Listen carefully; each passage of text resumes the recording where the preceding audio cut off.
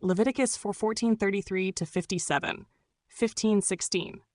Today we will be reading Leviticus 14:33 to 57, 15, and 16.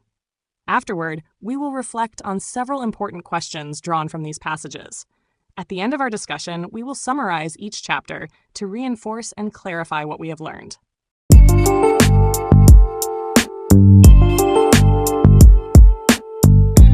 Hey everyone, if you're new to the channel, welcome. We're so glad you're here. If today's video encouraged you, helped you grow, or gave you something meaningful to think about, I'd love to invite you to be part of our community. Go ahead and hit that like button. It really helps more people find this content. And don't forget to subscribe so you don't miss upcoming videos, studies, and discussions. There's so much more coming. The Lord spake unto Moses and unto Aaron, saying, When ye be come into the land of Canaan, which I give to you for a possession, and I put the plague of leprosy in a house of the land of your possession. And he that owneth the house shall come and tell the priest, saying, It seemeth to me there is, as it were, a plague in the house. Then the priest shall command that they empty the house before the priest go into it to see the plague, that all that is in the house be not made unclean. And afterward the priest shall go in to see the house. And he shall look on the plague, and behold, if the plague be in the walls of the house, with hollow strakes, greenish or reddish, which in sight are lower than the wall, then the priest shall go out of the house to the door of the house, and shut up the house 7 days. And the priest shall come again the 7th day, and shall look. And behold, if the plague be spread in the walls of the house, then the priest shall command that they take away the stones in which the plague is, and they shall cast them into an unclean place without the city. And he shall cause the house to be scraped within round about, and they shall pour out the dust that they scrape off without the city into an unclean place. And they shall take other stones, and put them in the place of those stones. And he shall take other mortar, and shall plaster the house. And if the plague come again, and break out in the house, after that he hath taken away the stones, and after he hath scraped the house, and after it is plastered, then the priest shall come and look. And behold, if the plague be spread in the house, it is a fretting leprosy in the house, it is unclean. And he shall break down the house, the stones of it, and the timber thereof, and all the mortar of the house, and he shall carry them forth out of the city into an unclean place. Moreover, he that goeth into the house all the while that it is shut up shall be unclean until the even. And he that lieth in the house shall wash his clothes, and he that eateth in the house shall wash his clothes. And if the priest shall come in and look upon it, and behold, the plague hath not spread in the house after the house was plastered, then the priest shall pronounce the house clean, because the plague is healed. And he shall take to cleanse the house 2 birds, and cedar wood, and scarlet, and hyssop. And he shall kill the one of the birds in an earthen vessel over running water. And he shall take the cedar wood, and the hyssop, and the scarlet, and the living bird, and dip them in the blood of the slain bird, and in the running water, and sprinkle the house 7 times. And he shall cleanse the house with the blood of the bird, and with the running water, and with the living bird, and with the cedar wood, and with the hyssop, and with the scarlet. But he shall let go the living bird out of the city into the open fields, and make an atonement for the house, and it shall be clean. This is the law for all manner of plague of leprosy and skull, and for the leprosy of a garment and of a house, and for a rising, and for a scab, and for a bright spot, to teach when it is unclean and when it is clean. This is the law of leprosy. Leviticus chapter 15.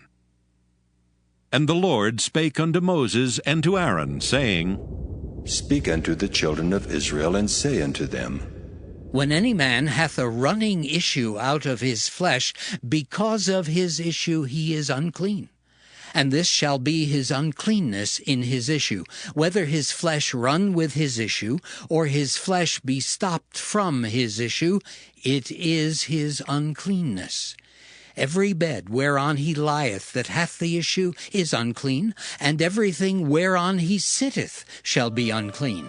And whosoever toucheth his bed shall wash his clothes, and bathe himself in water, and be unclean until the even.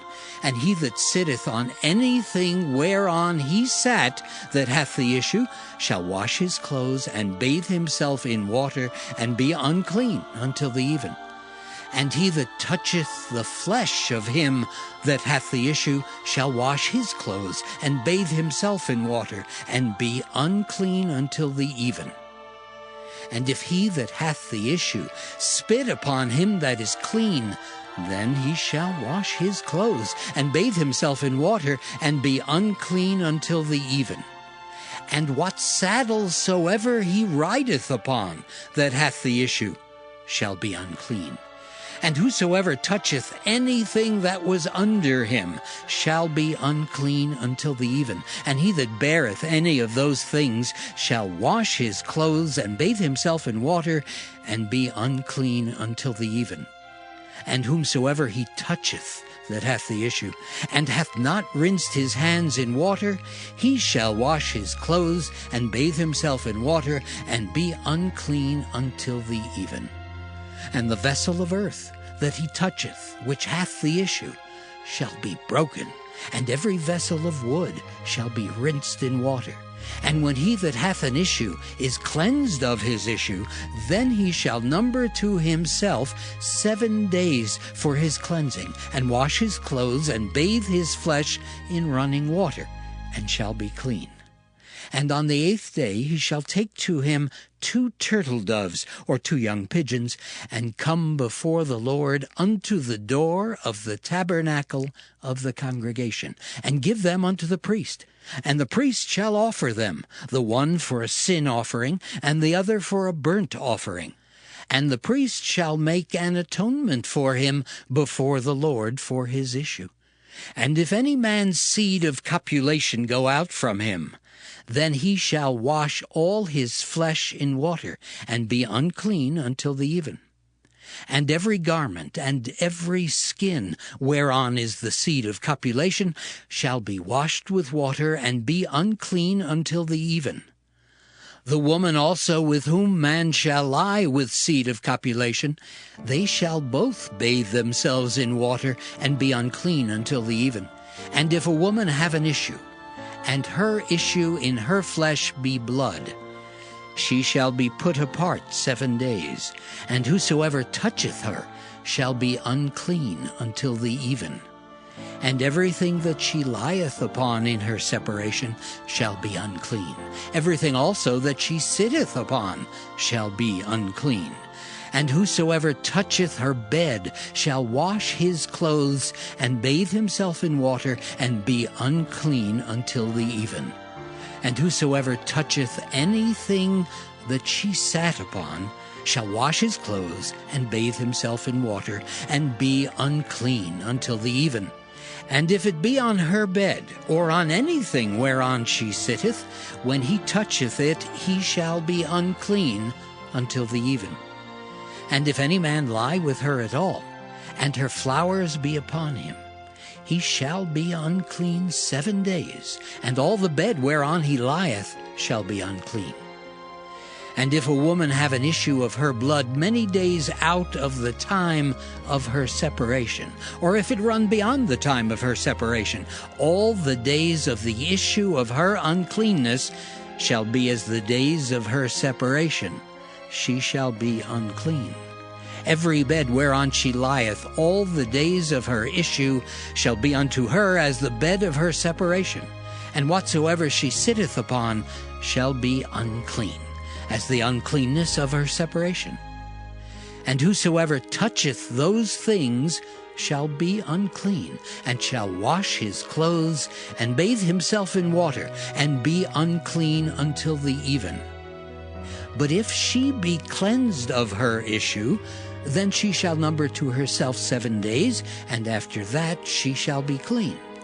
And on the 8th day she shall take unto her 2 turtles, or 2 young pigeons, and bring them unto the priest, to the door of the tabernacle of the congregation. And the priest shall offer the one for a sin offering, and the other for a burnt offering. And the priest shall make an atonement for her before the Lord, for the issue of her uncleanness. Thus shall ye separate the children of Israel from their uncleanness, that they die not in their uncleanness when they defile my tabernacle that is among them. This is the law of him that hath an issue, and of him whose seed goeth from him, and is defiled therewith, and of her that is sick of her flowers, and of him that hath an issue, of the man and of the woman, and of him that lieth with her that is unclean. Leviticus chapter 16. And the Lord spake unto Moses after the death of the 2 sons of Aaron, when they offered before the Lord, and died. And the Lord said unto Moses, Speak unto Aaron thy brother, that he come not at all times into the holy place, within the veil before the mercy seat which is upon the ark, that he die not. For I will appear in the cloud upon the mercy seat. Thus shall Aaron come into the holy place with a young bullock for a sin offering, and a ram for a burnt offering. He shall put on the holy linen coat, and he shall have the linen breeches upon his flesh, and shall be girded with a linen girdle, and with the linen mitre shall he be attired. These are holy garments. Therefore shall he wash his flesh in water, and so put them on.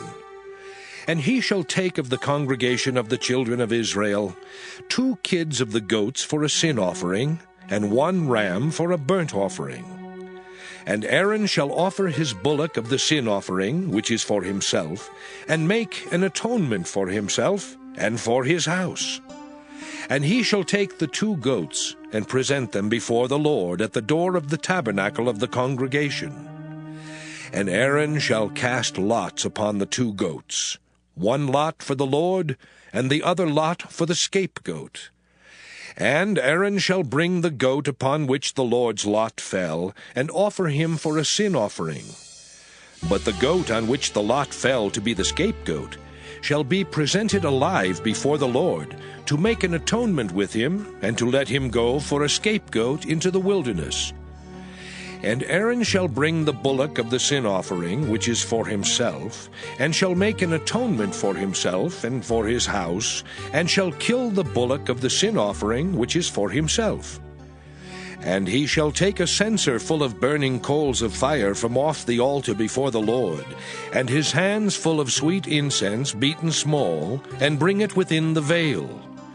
And he shall put the incense upon the fire before the Lord, that the cloud of the incense may cover the mercy seat that is upon the testimony, that he die not. And he shall take of the blood of the bullock, and sprinkle it with his finger upon the mercy seat eastward. And before the mercy seat shall he sprinkle of the blood with his finger 7 times. Then shall he kill the goat of the sin offering that is for the people, and bring his blood within the veil, and do with that blood as he did with the blood of the bullock, and sprinkle it upon the mercy seat, and before the mercy seat. And he shall make an atonement for the holy place, because of the uncleanness of the children of Israel, and because of their transgressions in all their sins. And so shall he do for the tabernacle of the congregation, that remaineth among them in the midst of their uncleanness.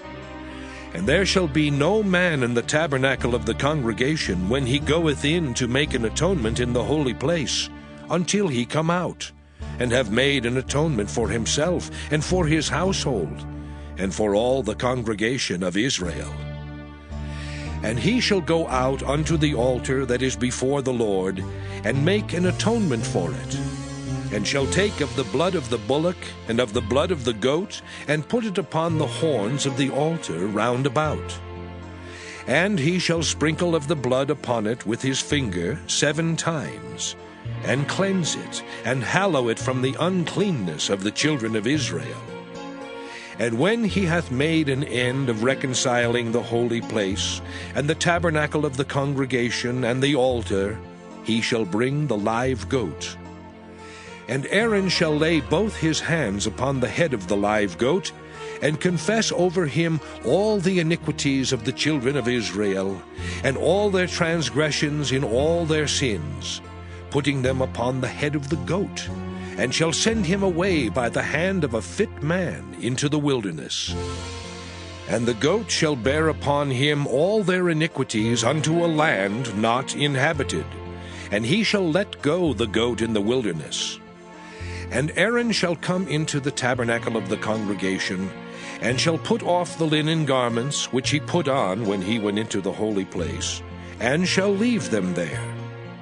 And he shall wash his flesh with water in the holy place, and put on his garments, and come forth, and offer his burnt offering, and the burnt offering of the people, and make an atonement for himself and for the people. And the fat of the sin offering shall he burn upon the altar.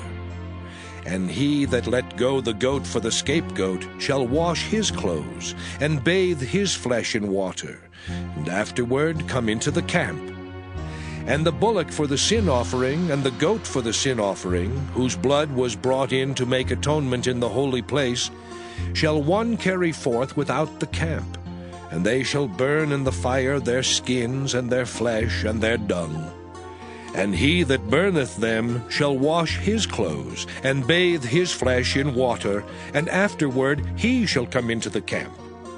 And this shall be a statute forever unto you, that in the 7th month, on the 10th day of the month, ye shall afflict your souls, and do no work at all, whether it be one of your own country, or a stranger that sojourneth among you.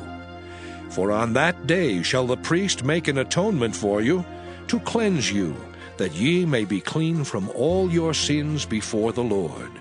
It shall be a Sabbath of rest unto you, and ye shall afflict your souls by a statute forever. And the priest whom he shall anoint, and whom he shall consecrate to minister in the priest's office in his father's stead, shall make the atonement, and shall put on the linen clothes, even the holy garments. And he shall make an atonement for the holy sanctuary, and he shall make an atonement for the tabernacle of the congregation, and for the altar, and he shall make an atonement for the priests, and for all the people of the congregation.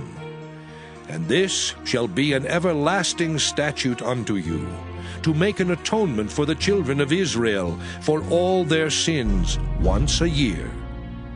And he did as the Lord commanded Moses.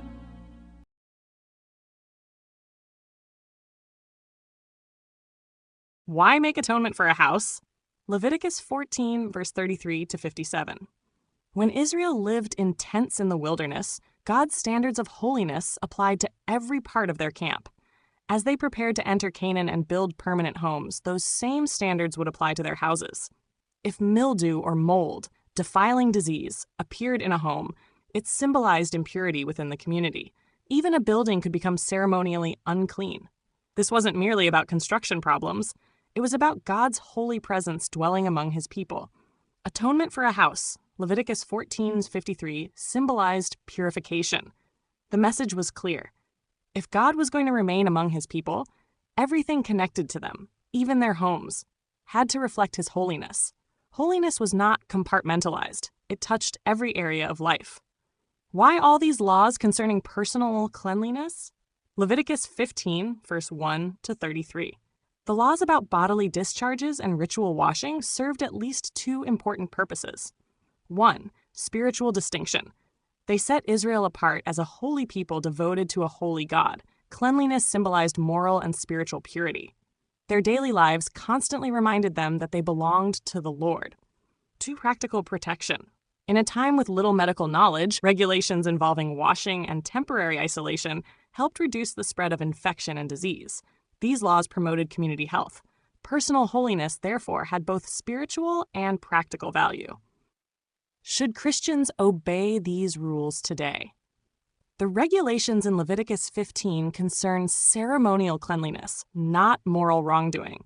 Because atonement has been fully accomplished through Jesus Christ, Christians do not view sickness or normal bodily functions as spiritual impurities requiring sacrifice. The New Testament teaches that Christ fulfilled the ceremonial aspects of the law. Additionally, modern medical understanding reduces the need for ritual isolation. However, the principle behind the law remains relevant. God cares about health. Personal hygiene matters. Our bodies and communities should be treated with respect. The underlying value, honoring God in how we live, continues even if the ceremonial system does not.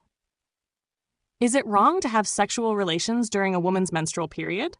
Leviticus 15, verse 24. For the Israelites under the Mosaic Law, sexual relations during menstruation were forbidden because menstrual blood caused ceremonial uncleanness. Any bodily discharge resulted in ritual defilement. The restriction appears tied to ceremonial purity rather than moral immorality in itself.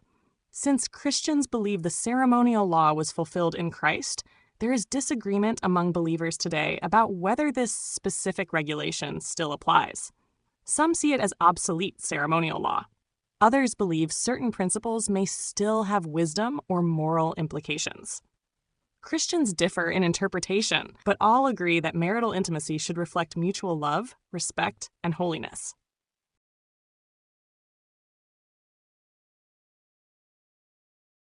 Chapter summaries.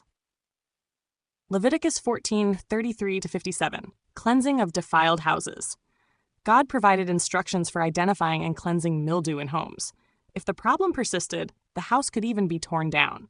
The key lesson: God's holiness extended beyond individuals to their environment.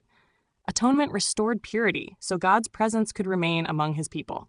Leviticus 15, Laws of bodily discharges. Various bodily discharges caused ceremonial uncleanness and required washing, waiting periods, and sometimes sacrifice. These laws reinforced Israel's call to holiness and also promoted community health. Cleanliness symbolized spiritual devotion.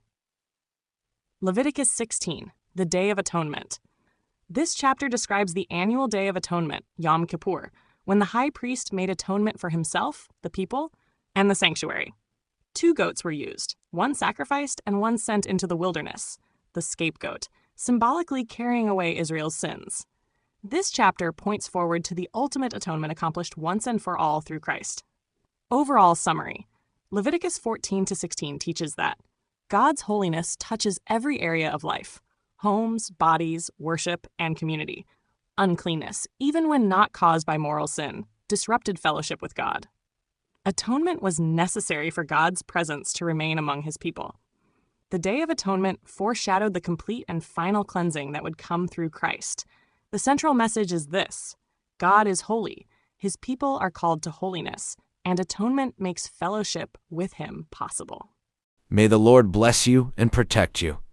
May the Lord smile on you and be gracious to you. May the Lord show you his favor and give you his peace.